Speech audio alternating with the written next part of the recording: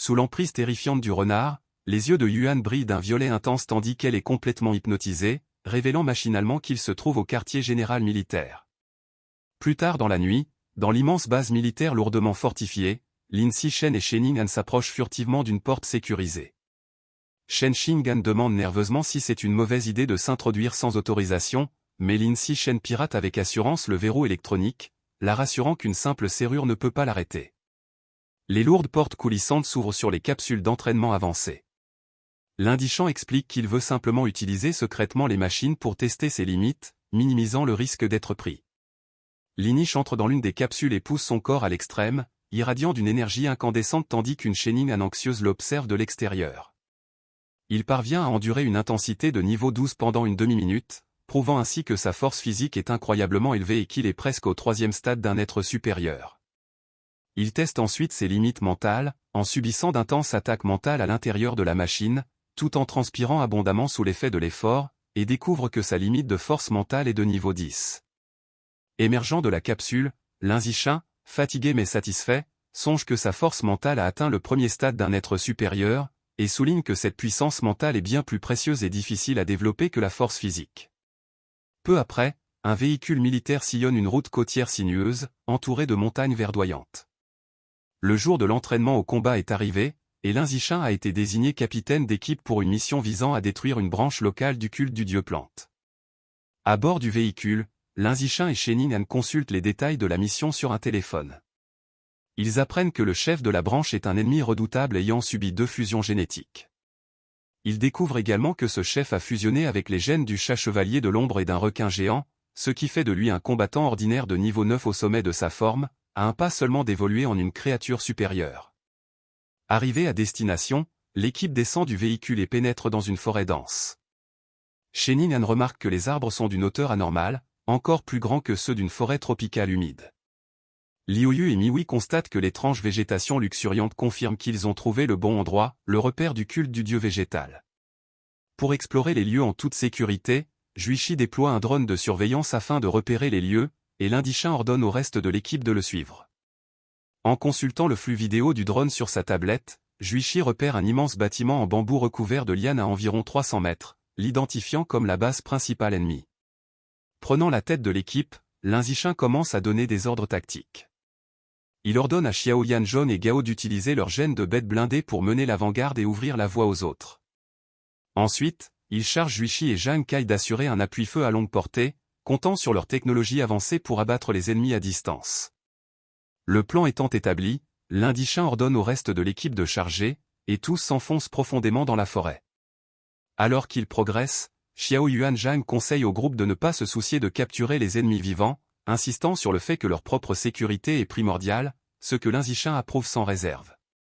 Soudain, un homme en costume noir et masque aux yeux rouges luisants surgit des ténèbres. Il tente de leur tendre une embuscade tout en criant l'alerte à ses camarades. Cependant, Juichi réagit instantanément. Elle pointe son bras mécanique et tire un rayon d'énergie précis, abattant le garde avant qu'il ne puisse intervenir. L'équipe atteint rapidement l'imposant bâtiment en bambou. Sans ralentir, Lin Zishan utilise sa force colossale pour bondir en avant et défoncer les lourdes portes d'entrée, les réduisant en miettes. À peine a-t-il fait irruption qu'un autre homme masqué, armé d'un couteau, tente de l'attaquer.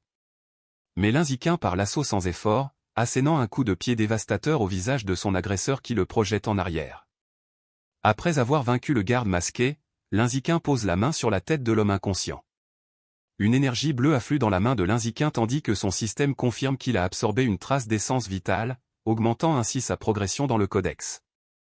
Lin Zishan semble agréablement surpris, réalisant qu'absorber l'essence de quelqu'un ayant déjà activé le codex d'une bête peut en réalité renforcer ses propres attributs biologiques. Comprenant l'utilité de cette capacité, et canalisant son pouvoir, Lin Zishan se propulse vers le haut avec une force incroyable. Son élan pulvérise le sol sous ses pieds dans une explosion d'énergie dorée.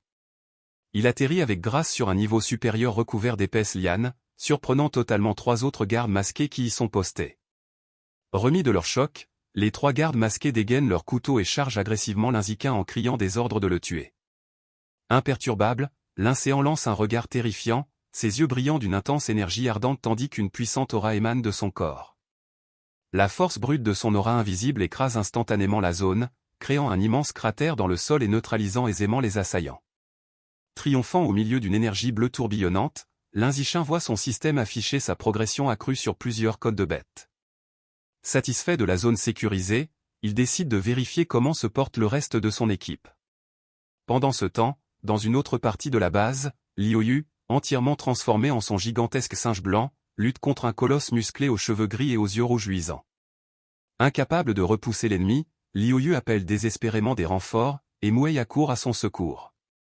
Soudain, la capacité de perception du danger de l'Inzichin s'active, et il paraît surpris en pressentant une menace imminente.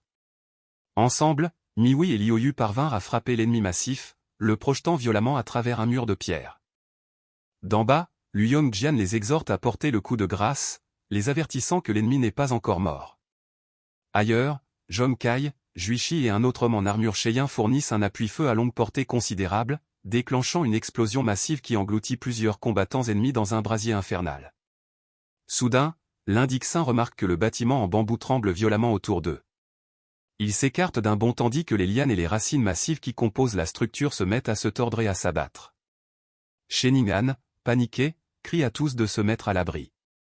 Alors que l'environnement se transforme brusquement, les lianes s'entrelacent rapidement, piégeant l'Inzichin, Sheningan et le reste de l'équipe dans une immense cage de bois dont il est impossible de s'échapper.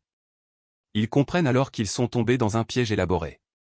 Apercevant un groupe de fanatiques masqués, eux aussi prisonniers de la cage, l'Inzichin se jette sur eux. Décidant de les interroger pour comprendre la situation, il les terrasse rapidement d'une rafale de coups puissants. Saisissant l'un des fanatiques vaincus par le col, il exige de savoir ce qu'est cette cage de liane, promettant la vie sauve à l'homme s'il lui explique. Le fanatique terrifié balbutie et commence à répondre. Mais avant qu'il ait pu terminer sa phrase, une liane épaisse jaillit violemment de sa bouche. L'homme hurle de douleur tandis que d'autres lianes surgissent de son visage et de son corps, le déchirant de l'intérieur. Linish, Sheningan, Li Moyu et Lu Yongjian assistent, horrifiés et silencieux, à la scène où les lianes consument et vident complètement le fanatique, ne laissant derrière elle qu'une enveloppe desséchée et sans vie. Linish comprend avec horreur que ce parasite terrifiant est le moyen utilisé par le culte du dieu plante pour contrôler ses adeptes. Des applaudissements l'en résonnent dans la cage tandis que deux silhouettes apparaissent, debout sur les lianes.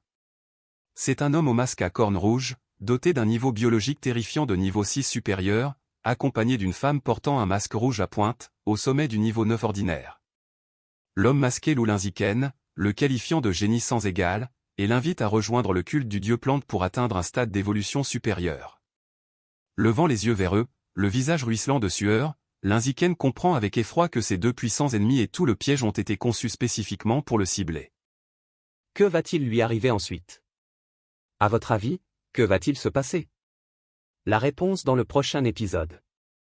Restez connectés et n'oubliez pas de vous abonner. Si vous avez aimé cette vidéo, n'hésitez pas de cliquer j'aime. Merci de l'avoir regardée.